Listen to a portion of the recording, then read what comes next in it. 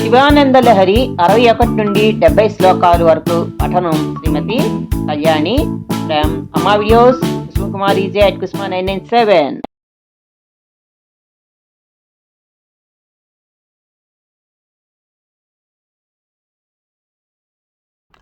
अंकोलं निजबीजसन्ततिः ऐस्कान्तोपलं सूचिका साध्वी नैज विभुं लताक्षितिरुहं सिन्धुः सरिद्वल्लभं प्राप्नोतीह यथा तथा पशुपतेः पादारविन्दद्वयं चेतो वृत्तिः उपेत्य तिष्ठति सदा सा भक्तिः इत्युच्यते। आनन्दाश्रुभिरातनोति पुलकं नैर्मल्यतच्छादनं वाचा शङ्खमुखस्थितैश्च जठरापूर्तिं चरित्रामृतैः रुद्राक्षैर्भसितेन देववपुषो रक्षां भवद्भावनापर्यङ्के विनिवेश्य भक्तिजननी भक्तार्भकं रक्षति। मार्गावर्तितपादुका पशुपते अंगस्य कूर्चायते गण्डूशाम्बुनिषेचनं पुररिपोः दिव्याभिषेकायते किञ्चित् भक्षितमांसशेषकबलं नव्योपहारायते भक्तिः किं न करोत्यहो वनचरो भक्तावतंसायते।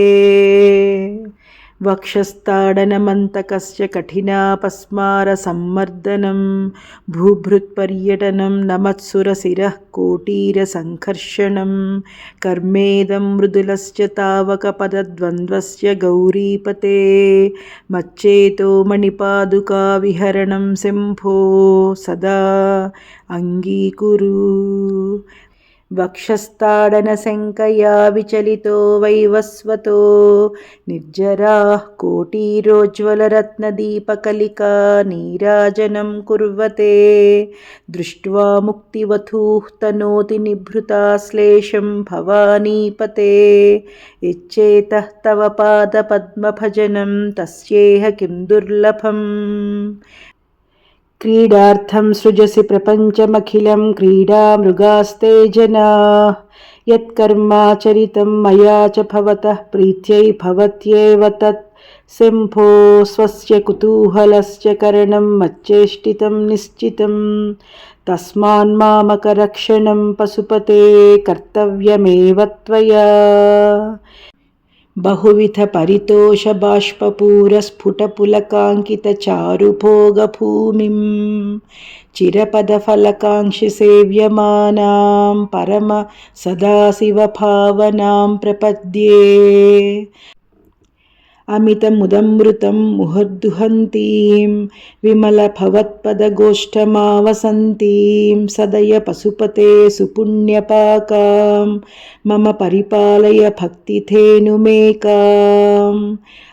जडतापसुता कलङ्किता कुटिलचरत्वं च नास्ति मयि देव अस्ति यदि राजमौले भवताभरणस्य नास्मि किं पात्रम्। अरहसि रहसि स्वतन्त्रबुद्ध्या वरिवसितुं सुलभः प्रसन्नमूर्तिः अगणितफलदायकः प्रभुर्मे जगदधिको हृदि राजशेखरोऽस्ति। మిగిలిన శ్లోకాలు మరో వీడియోలో చదువుకుందాం. మరి నా ఛానల్ని లైక్ చేయండి, షేర్ చేయండి, కామెంట్ పెట్టండి. కొత్తగా నా ఛానల్ చూస్తున్న వాళ్ళు ఇప్పుడే చూస్తున్నట్టయితే సబ్స్క్రైబ్ చేసుకోవడం మర్చిపోకండి. చూస్తుండండి అమ్మా videos Kusumakumari @kusma997 for all types of videos. Watch my channel.